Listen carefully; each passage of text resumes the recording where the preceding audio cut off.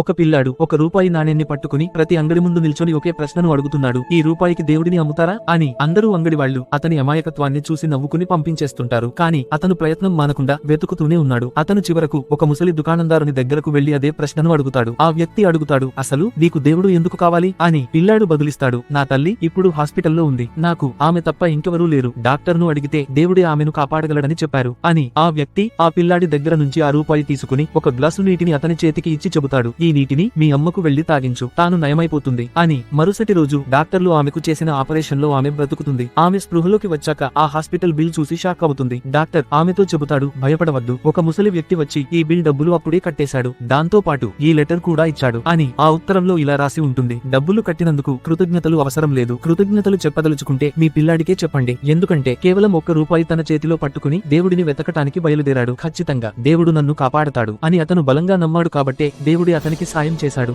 కాబట్టి దేవుని కృప పొందటం కోసం కోట్లు ఖర్చు పెట్టాల్సిన అవసరం లేదు. దేవునిపై నమ్మకంతో ఒక్క రూపాయి అతని హుండీలో వేసినా చాలు.